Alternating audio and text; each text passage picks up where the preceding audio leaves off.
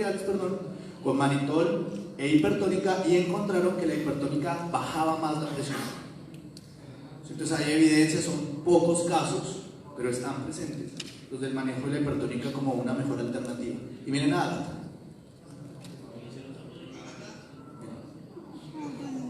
20 minutos después. Es muy rápido. No metimos a quitárselo, no dejar. Es muy poca también la estadística de propietarios que dejan. Costos, calidad de vida. La gente son pacientes ya, bueno, este no era tan grande de edad, pero la mayoría no dejan. Y hay unos superoperables y no dejan. Es difícil. Entonces miren, otro caso. Laika, 13 años, cuadro agudo de Circlin y ataxia. Tiene un glando de 12, una cardíaca de 199, una respiratoria de 90, una media de 106 y una saturación de 92. Miren la consta, agudo, cuadro agudo. Miren, de gira. Cuadro completamente agudo. Miren la respuesta de amenaza del ojo izquierdo. Escúchenla. Está como con delirio. ¿Esto es calidad de vida? Pero vamos a intentar hacer diagnóstico y ver si la podemos ayudar. ¿Qué variables acá antes de seguir llaman la atención? Miren la respiratoria. ¿Es normal? 90 de respiratoria. ¿Es normal? 92 de saturación. Entonces uno empieza a pensar que estará fallando, que estará mal. Miren la propiocepción de todo el lado izquierdo, o sea, ¿dónde tiene el problema este paciente? Si gira hacia la derecha, no ve por el ojo izquierdo, nada del lado izquierdo le funciona. ¿Qué parte está mal? Derecho. Frontal, lado derecho. Okay. Miren respirando.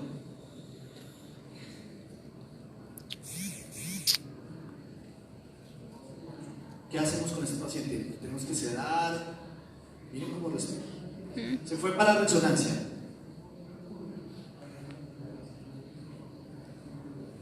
¿Qué es eso?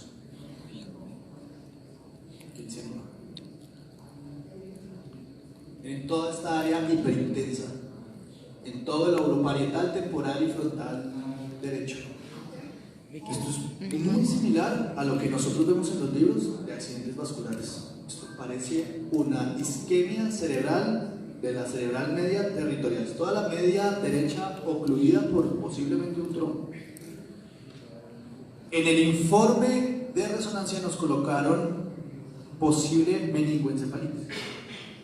La señora fue a Google, buscó y encontró que la meningoencefalitis tenía un tratamiento con corticoides, pero el tratamiento se hacía, el diagnóstico se hacía con toma de líquido cefalorraquídeo. Doctor, yo encontré esto, es esto, ¿qué hacen ustedes? Nosotros le dijimos, esto es un accidente vascular. No, pero es que el informe de radiología dice que puede ser una meningoencefalitis. ¿Qué hacen ustedes?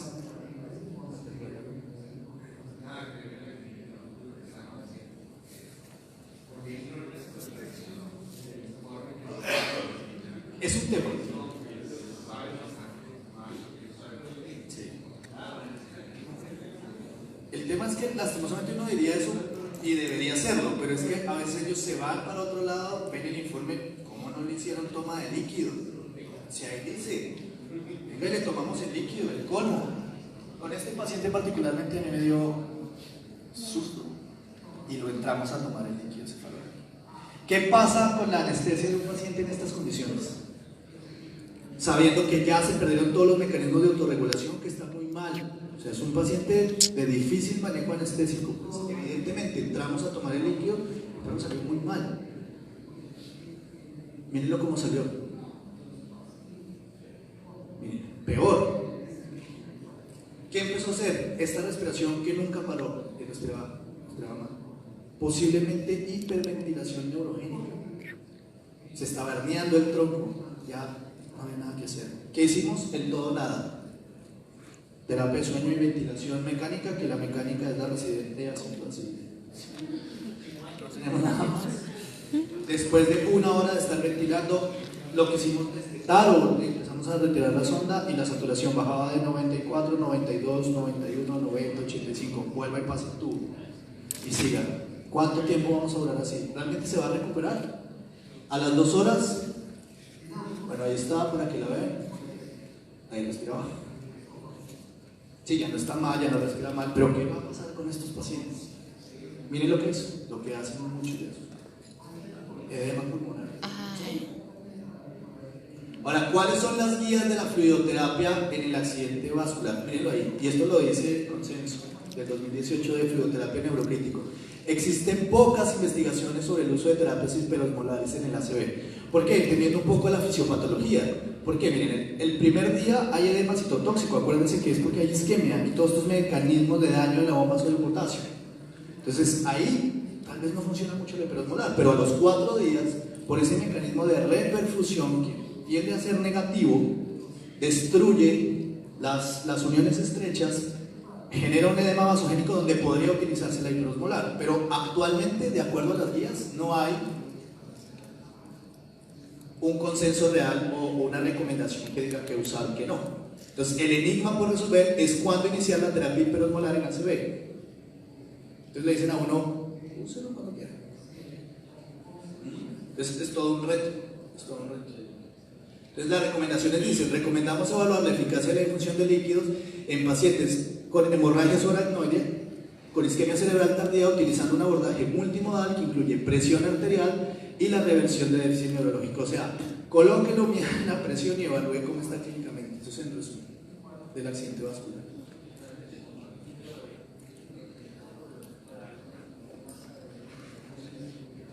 ¿Sabes qué pasa, Jorge? Que cuando yo mido el dímero D, todos me salen normal.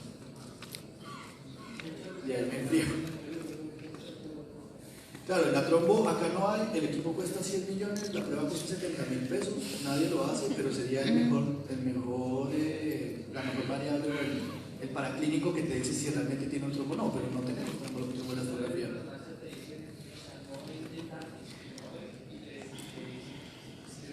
Claro.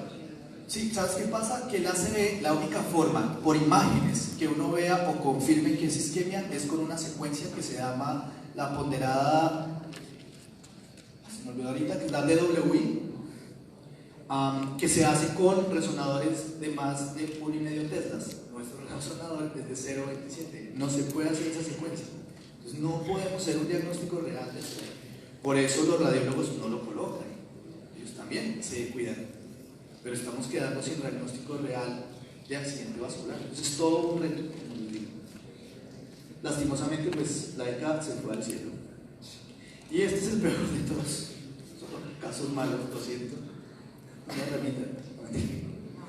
Iker es un bulldog francés de 1 año y medio, hidrocefálico, ya diagnosticado con anterioridad, porque había tenido unas crisis hacía como 6 meses, y llega convulsionando en estatus. En la clínica ya hay un protocolo y si después de 5 minutos un paciente no deja de convulsionar, no se autolimita, ya se consideraría estatus epiléptico, así que le colocan una dosis de carga de pentobarbital o de levetiracetam, si todavía tenemos en el frasquito. Se le colocó, el paciente siguió así. Lo primero que hicimos fue medir presión arterial, mírenla.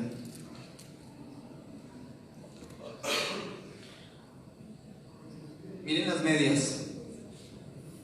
¿Cómo está ese paciente? Muy mal. ¿Tiene hipertensión intracraneana? Pero tiene hipotensión. ¿Qué le ponemos?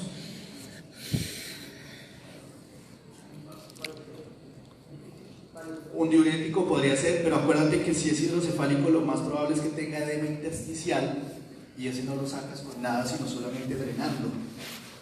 Es un paciente que debería entrar a cirugía para drenaje del ventrículo, porque es drenar el ventrículo, o sea, entrar al ventrículo y drenar líquidos cefalorraquídeos, colocar un vasopresor y mantener esas presiones adecuadas o mantener la presión sistémica normal. Evidentemente el propietario no iba a dejar ni abrir el cráneo ni ponerle nada. ¿Cuál fue el desenlace de este paciente? Se murió. Entonces son retos. Este paciente teníamos que medir el gradiente osmolar, ver si realmente le íbamos a utilizar una hipertónica o no, pero realmente yo creo que nuestra complicación no es falta de poder hacer las cosas, porque yo creo que aquí en Colombia hay mucho talento para que podamos hacerlo, ya es empezar a darle el mensaje a los propietarios que hay cosas por hacer. Y no siguen diciendo como, no, es que está sufriendo, es que yo creo que lo mejor es dejarlo descansar. No, intentemos. Ahora, lo que hemos hablado con Pipe de las charlas de accidente vascular y de terapia, bueno, ¿cómo va a quedar? Porque la gente interviene, no, pero quedó sin hablar, en coma.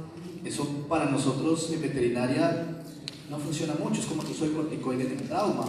Uno no puede comparar el estudio NACES en trauma medular con humanos, porque en humanos simplemente el uso de corticoide ayudó a que la persona que estaba paralizada sintiera la punta del dedo. Eso en un perro no tiene mayor relevancia. Entonces también colocar una y otra. Si está muy mal y sé que lleva una semana así, a ese no lo vamos a intervenir. Pero si llega al agudo, sí, teniendo en cuenta, claro, cuáles son los mecanismos fisiológicos para hacer una adecuada fluidoterapia. Como conclusiones, entonces esto es como los cirujanos dan el aporte de potasio.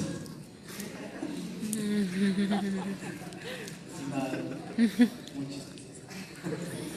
Que no pase esto con la fluidoterapia. Mentira, aquí no están los ortopedistas. Sino tener claro el concepto del manejo de fluidos. Básicamente las conclusiones ya las hemos hablado, entonces los fluidos de reanimación del paciente neurocrítico dependerán, ya lo hablamos, del gradiente osmolar y la presión intracraneana. La hiperosmolar es técnica de pacientes con edema, con el fin de disminuir la presión intracraneana. No existe un consenso para el manejo de ACV, pero antes de eso tendríamos que diagnosticarlos. ¿Sí? Listo, doctores. Muchas gracias. No sé si tienen preguntas.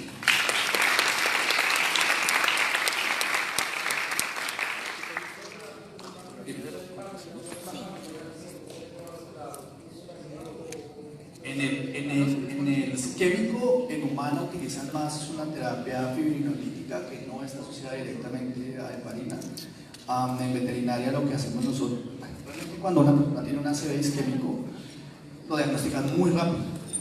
O sea, tú solamente cuentas con 6 horas para intentar controlar ese trastorno vascular. A nosotros nos llegan los ACVs una semana después, 4 días después.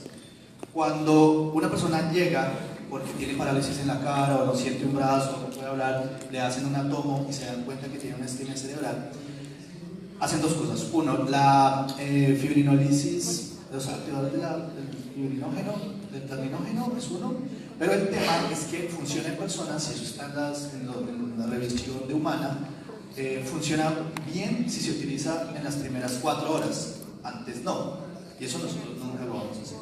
Y existe el otro tema que es el de intervencionismo, que son las trombectomías, ese tipo de cosas nosotros no las hacemos. Igual a las personas les hacen angiografía, entonces se dan cuenta que tienen la hemorragia, tienen trombo, y nosotros con el TAC que tenemos en Bogotá, creo que no se puede hacer angioTAC, entonces nos quedamos con la resonancia de una semana después del accidente.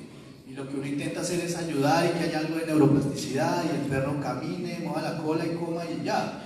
En humana el impacto que tiene es porque es la segunda causa de incapacidad más grande que hay, entonces pues la gente tiene que trabajar, ir a estudiar, etc. Un perro tal vez no, entonces yo creo que por eso tampoco se le ha dado tanta importancia a la ACV en veterinaria, y a pesar de que hay muchos estudios y en neurointensivo buscan hacer cosas, es difícil que a ti te lleven un perro así, porque la presentación clínica es aguda y muchas veces para, entonces el dueño dice, le dio la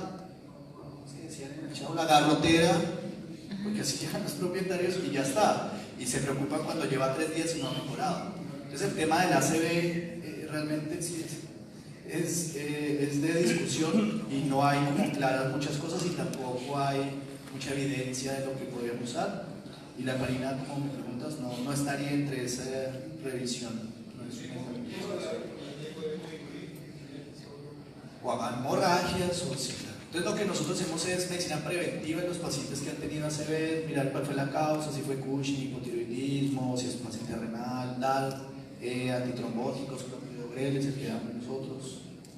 Es lo que hacemos como para la terapia para los turnos. Nada, no hay nada. Tampoco. Sí. Y la oroquinasa es carísima también, no se utiliza. Hacen trombectomías y intentan sacarlo por intervencionismo. Igual lo que te digo, la gente llega 12 horas después, ya quedan con las lesiones. Y ni qué decir de la hemorragia por aneurismas. Los perros tienen aneurismas también cerebrales, pero son los que se mueven súbitamente muchas veces. ¿Tienen alguna otra pregunta? Sí. Dime. Doc, en la última parte, con el último paciente, mencionaste algo que me interesó mucho y es el uso de levetiracetam en un paciente con estatus. Sí. ¿Cómo es el protocolo? Okay. Espera, la segunda. Para que me quede más claro, y yo le leo algunos artículos, por eso no lo hago, pero para que nos quede más claro, ¿por qué no el uso de corticoides en el citotóxico? Y pues ya lo explicaste, quedó muy claro en el vasogénico. Ok, con respecto al levetiracetam, acá no es tan difícil conseguir levetiracetam inyectable. Yo realmente lo consigo porque tengo algunos clientes que están en unidades de cuidado crítico pediátrico, entonces son como amigos y digo, venga, cuando tenga por ahí una pollita que les pone, entran en el y me la llevan a la clínica. Tú lo puedes hacer directamente con los que distribuyen el Keppra, pero tú sabes que hay muchos temas como de regulación y de control, que a veces te pueden mandar papeles y todo, pero tú lo puedes vender. Cuando lo consigas, el levetiracetam inyectable, la dosis que se va a utilizar es la misma que usamos oral, es entre 40 a 60 miligramos kilo. De 30 a 60 miligramos kilo. Tú lo puedes manejar así, en infusión continua, como hacemos con el pentobarbital. Lo podemos usar de esta forma, entre 5 y 10 miligramos, de 5 a 15 miligramos kilo.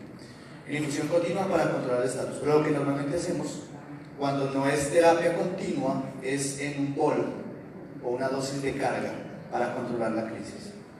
Hay que tener en cuenta hay algunas situaciones, y es que existe un fenómeno que es el estatus epiléptico no convulsivo, y es el paciente que eléctricamente está convulsionando, pero aunque uno lo ve quieto, y eso también se ve en las salas de emergencias en humanas. O sea, lo ideal es tenerlo conectado a un electroencefalograma. Eso hay que tener en cuenta.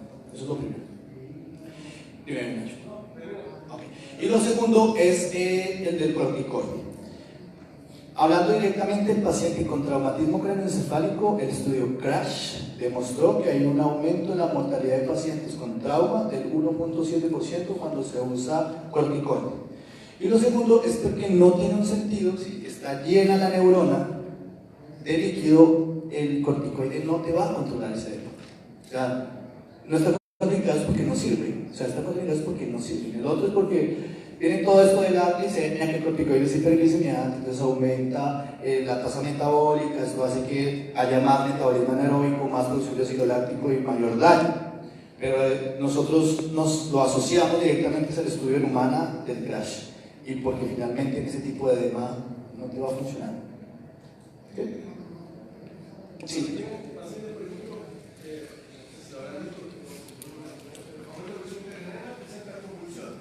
Sí.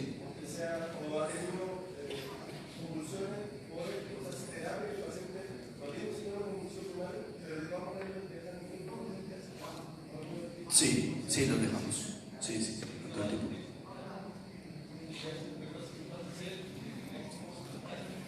Por hipertensión.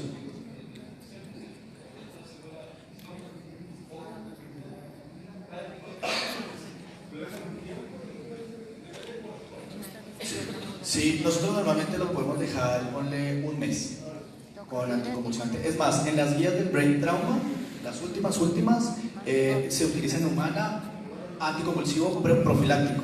O sea, llega el paciente con traumatismo craneoencefálico e inmediatamente le dan el anticonvulsivante. Y espera, exactamente, sí, porque normalmente, las convulsiones por TEC se dan a los 20 días, 15 días post-trauma craneoencefálico. Entonces, actualmente lo utilizan como una recomendación fuerte el uso profiláctico de anticonvulsivos, y nosotros también lo hacemos por lo que dice Pipe. A veces quedan con algo, una cicatriz que se convierte finalmente en un foco epileptógeno, lo dejamos. Además, le explicamos a la gente que el levetiracetam es muy seguro, que no va a causar daños, es fácil de conseguir.